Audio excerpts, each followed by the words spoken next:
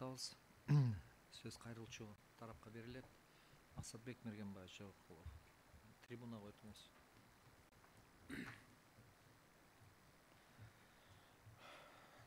Саламатсыздарбы? Кыргыз Республикасынын Жазык процессуалдык кодексинин 77 беренесинин 3 бөлүгүндөгү токтом жана негизги өндүрүштөн бөлүнүп алынган материалдар мөөрлөнүп чапталган конвертке салынат. Ал андан нары кылмыш ишин териштирген органда сакталат жана анда камтылган менен тергөөчүдөн тышкары прокурор жана сот тааныша алат деген норма.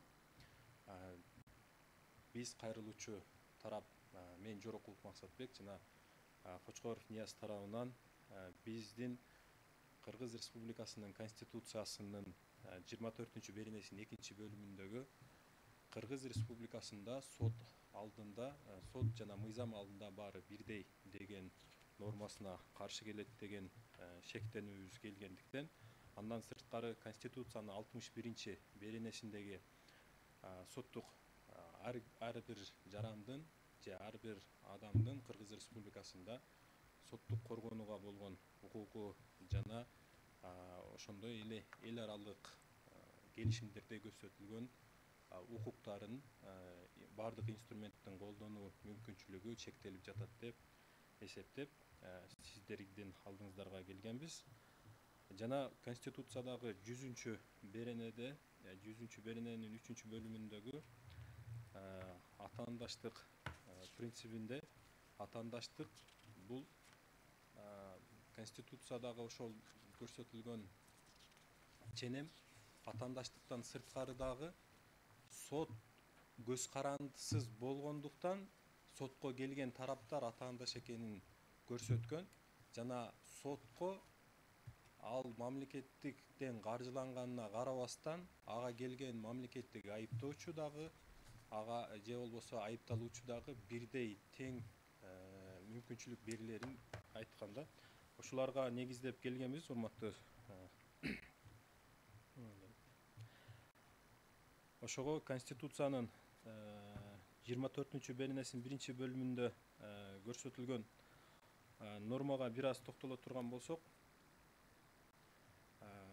Кыргыз эли, Кыргыз Республикасынын жарандары 21-жылы Конституцияны кайрадан референдумда кабыл алып жатканда Кыргыз Республикасынын аймагында жарандардын арасында кандайдыр бир топ же болбосо кандайдыр бир жарандар артыкча укук албасын жана бул коомдогу өйдө ылдый мамилелер келип чыкпасын деп соттун жана мыйзамдын алдында баардыгынын теңдигин эл көрсөткөн Конституцияда. Ошондуктан бул эң жогорку жана эч кандай башка бир мыйзамдар буга каршы кабыл алынбашы керектигин билдирет.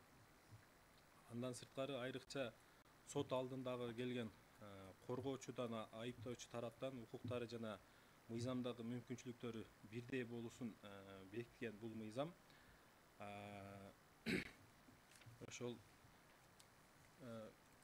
мамлекет бөлүп берген инструменттери бар, акча каражаттары, техникасы бар мамлекеттик айыптоо тарап өзүндөгү болгон мүмкүнчүлүктөрдү артыкча пайдаланып, сотто бир теңсиздик жаралбастыгына көздөп, анан кийин ушул сот алдындагы жана мыйзам алдындагы адамдардын укуктун теңдигин көрсөттү эле. Мындай маанилеш пикирди Конституциялык сот 2022 жылдын 21 сентябрындагы чечиминин 4 пунктунда жана Конституциялык палата 2016 жылдын 11 майындагы чечиминин 2 пунктунда көрсөткөн ушундай маңыздаш маанилеш негиздемени. Ошондуктан урматтуу соттук курам, Конституциялык соттун курамы Кыргыз элибиздеги эл жана эл менен сен бийиксиң, элден чыксаң кийиксиң деген сөздү элибиз ошол конституциядагы нормага киргизгенге аракет кылган. Бул элдин арасында бирдей укуктуу болуп, арасында бири болсоң, бул элдин менен теңсиң, эл сени жалпы элге күйгөн болосуң жана элдин таламын талашып, эл сени өзүнүкү катары кабыл алат. Эгер сен өзүңө элден жогору койсоң, өзүңө элдин бир уч тараптардын гана укугун коргоп, элди теңсинбесең, анда сен элден сырткары чыгып каласың. Ошон үчүн бул эл сени кошпой, элден чыгарып коюшу мүмкүн. Мындай жашоо бул жөнөкөй макал катары биз колдонуп келгенибиз менен жашоо Кыргызстандын тарыхында бир нече жолу кайталанды жана андай адамдар элден сырткары жүргөнү тарыхыбызда белгилүү. Бул ошол биринчи 24 берене боюнча түшүндүрмө болду эле. Экинчиси, Конституциядагы 61 беренеде көрсөтүлгөндөгүдөй ошол эл аралык келишимдерге токтоло турган болсок, бул адам укуктарынын жалпы декларациясынын 8 беренесинде, 29 беренесинде, ошондой эле жарандык жана саясий укуктар жөнүндө эл аралык пактынын 2 беренесинин 2 пункту жана 3 пункттары, А пунктчасында жана 14 беренесинде үндөш келген. Мында аларда дагы ошол мамлекет акыйкаттуу, көз карандысыз жана мыйзам менен түзүлгөн сот тарабынан адилеттүүлүктү жүргүзүп беришүү керектиги бекитилген. Бул пактыда карай турган болсок, ошол эгерде мамлекет кайсы бир жаранды кылмыш кылды деп айыптап жаткан болсо, ал жаран ага каршы көрсөтмө берип жаткан жаранга түздөн түз суроо берүүгө же болбосо өзүнүн жактоочусу аркылуу суроо берүүгө укугу камтылган. Жана бул укукта жөн эле суроо берүү эмес, жана ага каршы көрсөтмө берип жаткан тараптын жообуна өзүнүн укуктук позициясын түзүп алуу дагы укугу көрсөтүлгөн да. Азыркы учурда карай турган болсок, конвертке салынган күбөнүн көрсөтмөсүнө айыпталуучу дагы жана анын жактоочусу дагы укуктук позиция көрсөтө албайт. Мындан биз соттун бир тараптуу гана кылмыш иши боюнча ой түзүлүшүнө мындай жол берип коюп жатабыз. Андыктан бул дагы тиешелүү түрдө соттун алдына келген коргонуучу, айыпталуучу тарап, адвокаты, айыпталуучу жана прокурор, ага чейин даярдап берген тергөөчүнүн бирдей позицияда болбогондугу жана сотко бир тараптан артыкча бир материалдар берилгендигине байланыштуу жана ага каршы пикир, каршы ой, аны туура эместигине пикир билдире албагандыгына байланыштуу сот башынан эле айыптоо тарабында болуп калуу ыктымалы келип чыгып жатат да. Ошондуктан эл аралык пактынын 14 беренесинде бул камтылган укук, бул сөзсүз түрдө мындай биздин мыйзамдарда дагы, улуттук мыйзамдарда дагы мындай жүзөгө ашышы керек. Анткени биз өзүбүздү укуктук жана демократиялуу сактаган мамлекет катары жарыялаганбыз. Ошондой эле мен өзүмдүн өтүнүчүмдө ошол 14 беренесине берилген комментарийге, жалпы комментарийде көрсөтүлгөн нормаларга дагы шилтеме жасаганмын. Аларга негизи судья докладчик токтолгондуктан мен өзүмдүн бир топ ойлорума гана токтолуп өтөйүн. Ошондой эле бизде 61 берененин 4 бөлүгүндө мамлекет ар бир жаранга юридикалык, квалификациялык юридикалык жардам көрсөтүү милдеттемесин өзүнө алган. Неге дегенде айыптоо мамлекет жүргүзүп атат, прокуратура жана тергөө органдары тарабынан.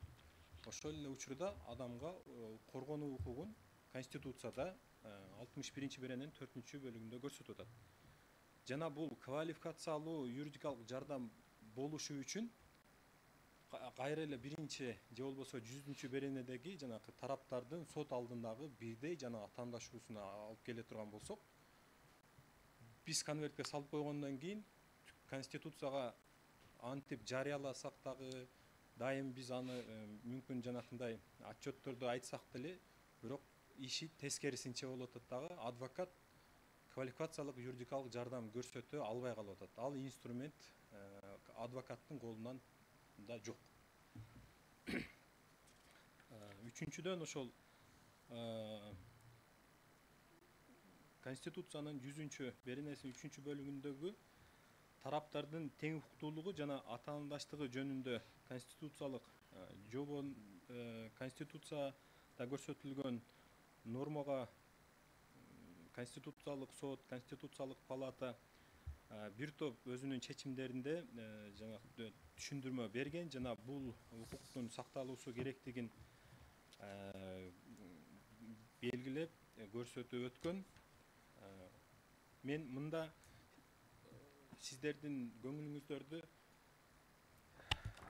тараптардын тең укуктуулугу жана атаандашуу дегенде, ал жердеги жанакы ошол соттун көз карандысыздыгына басымды белгилегим келет да, урматтуу соттун катышуучулары.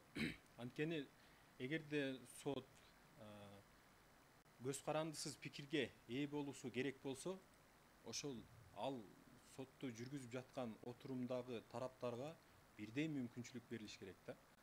Эгерде ал тең мүмкүнчүлүк берилбей туруп эле анан көз карандысыз болот десек, анда бул дагы укук чектелип калды деп ойлойм. Жогорудагы ошо айтылган ойлорума жана өтүнүчтөгү көрсөтүлгөн жүйөлөрүмө толук кошуламын жана соттон ошол биздин талапты, өтүнүчтү канааттандыруу менен карап бериңиздерди өтүнөм. Бүттүңүзбү? Бүттү. Самат Кыштыбекович, сурооңуздар барбы? Суроолорубуз бар. Эки доклад. Өкүнүктүн уктурам. Мейли, антсек деле болот. Анда сөз Ниязбек Улукбековичке берилет. Толугу менен угуп туруп, кайрылуучу тараптан анан суроо жооп койгойлу. Конституциялык соттун судьялары жана ошондой эле катышуучулар, мен кыскача кошумча айтып өтөйүн. Айтылган негиздемелерди, жүйөлөрдү дагы колдойбуз. Андан сырткары кошумча биз Конституциялык сотко өтүнүч менен кайрылуубузга негиз болуп, биздин ушул иш жүзүндө тергөө органдары тарабынан тергөө аракеттери жүргүзүлүп, адамдарга айыптоо коюлуп, ошол кылмыш иши сотко өткөзүлүп, бирок ошол эле учурда адамды айыптап жаткан негизги далил менен айыпталуучуга таанышуу мүмкүнчүлүгүн, ошондой эле ага карата өзүнүн пикирлерин билдирүү мүмкүнчүлүгүн чектеген учурлар негиз болуп атат. Башкача айтканда, ошол негизги иш кылмыш ишиндеги негизги айыптаган негизги далилдерди айыпталуучуга жана айыпталуучунун жактоочусуна тааныштырбастан сот кылмыш ишти сотко өткөзүп, ошондой эле сот органдар, соттук териштүүлөрдө дагы жактоо тарап ошол өзүнчө алынган конверттеги алынган далилдер менен тааныша албай, натыйжасында адам айыпталуучу жана анын жактоочунун укуктары чектелип калып атат. Муну менен ушул айыпталуучунун иш материалдары менен толук таанышуу жана ошондой эле ага карата өзүнүн каршы пикирлерин билдирүү, ошондой эле өзүнүн кандайдыр бир далилдерин келтирүү укуктары чектелген деп эсептейбиз. Ошондой эле бул ушул конвертке негизинде алынган соттун тергөө тарабынан түзүлгөн кылмыш ишин, ошондой эле соттун чечимдери, анын чечимдеринин мыйзамдуулугу, ошондой эле негиздүүлүгүнө шек, күмөн жаратат деп эсептейбиз.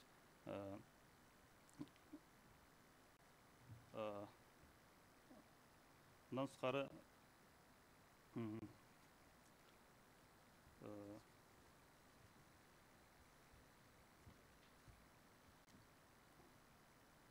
мен анан кошумчаласам болчу, толкундап. Негизги сөзү ушул кыскача. Бүттүңүзбү? Суроолор болсо жооп берүүгө даярбыз.